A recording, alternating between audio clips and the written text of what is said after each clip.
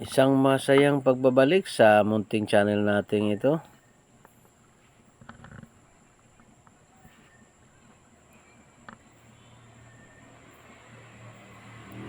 Ngayon naman tayo ay lalakad patungo sa panguhuli, pangiilaw. Meron tayong tatlong dahilan kung bakit tayo nangiilaw. Number 1, adventure. Time check natin. Mga oras natin, alas 9:10. 9. Tirik na tirik ang buwan. Number 2, hindi lang adventure, kundi beneficial para makahanap tayo ng pang-ulam. Pang-ulam ngayong gabi.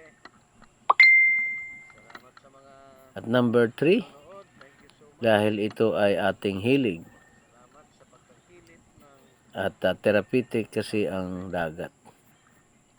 Sa ganitong paraan, mayroong benepisyo tayong nagagawa. Hindi lang para sa ating sarili, kundi para din sa ating pamilya. Maraming beses na akong nakarating sa dagat na ganito. Maliwanag, tirik ang buwan.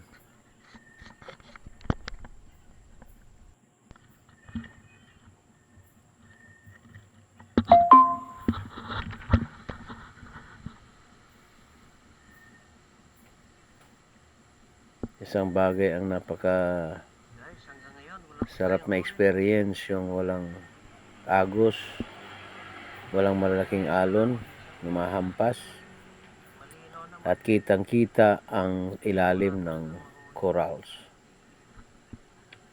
Lalo na hindi nagsasayaw ang Wala makitang isda. mga kulapo.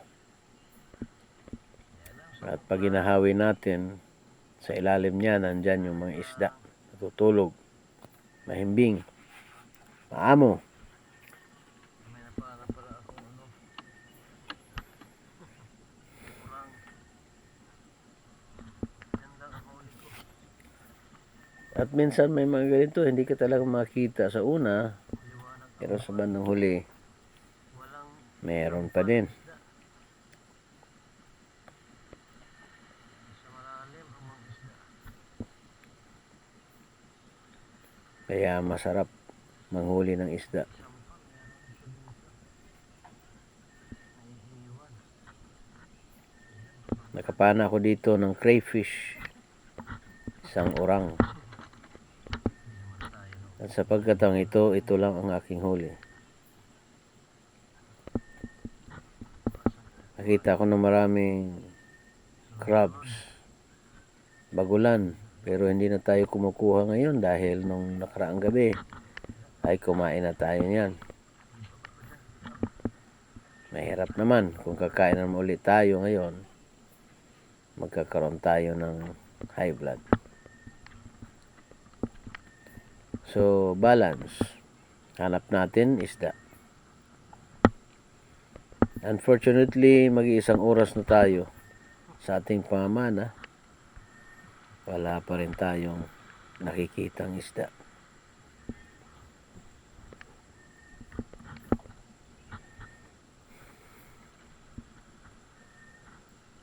Pumunta tayo dito sa pinakamalalim na parte ng Sapaw, kung saan ngayong oras, dahil 1.4 ang hibas, mababaw sa mga batong ganito, subalit walang laman.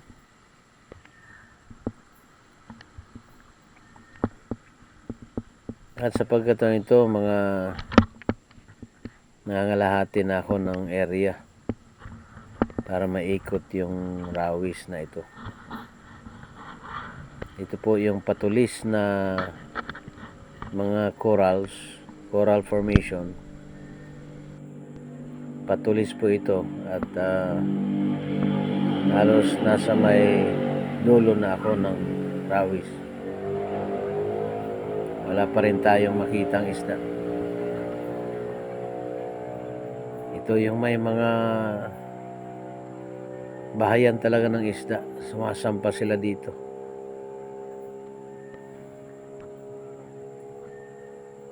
Pero wala talaga akong nakita.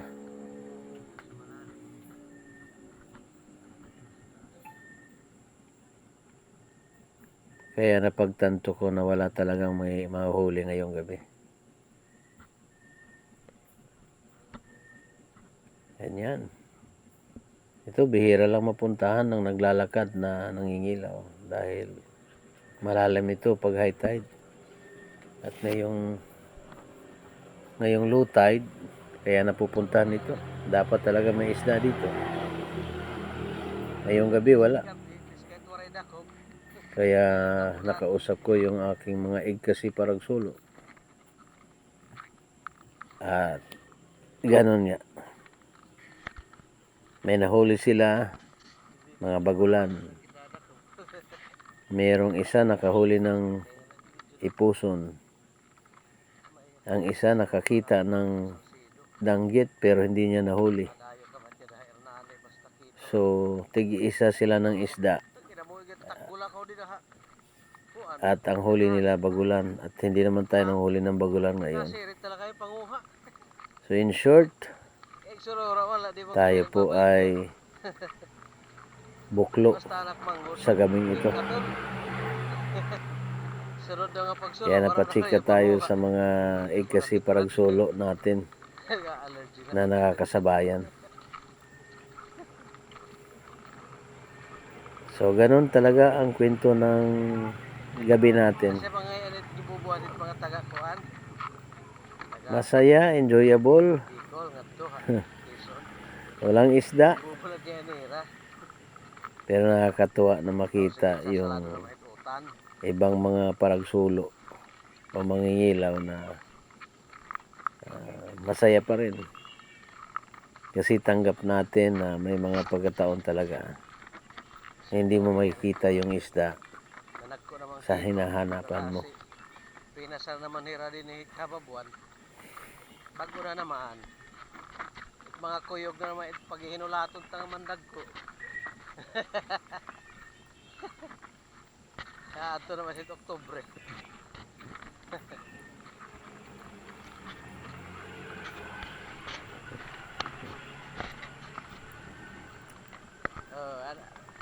Basta tingang pagkuyog, so magkanganit kuyog nga ni, ina mo inahit nila kito. Pero gunti pa. Oh, may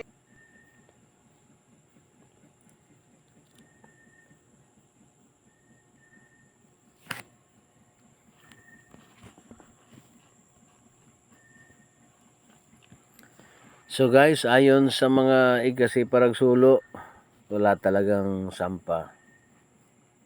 At malabo na magkaroon tayo ng huli. So dito sa pagkataong ito,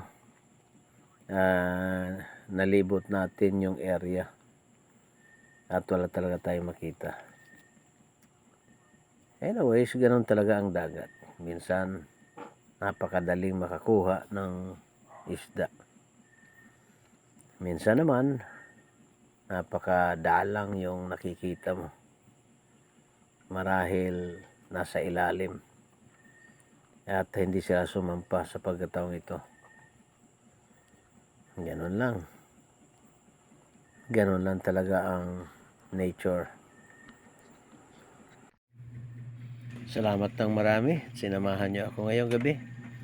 Pagpalain nawa tayo ng Panginoon. Please subscribe and support sa ating channel. Thank you. God bless.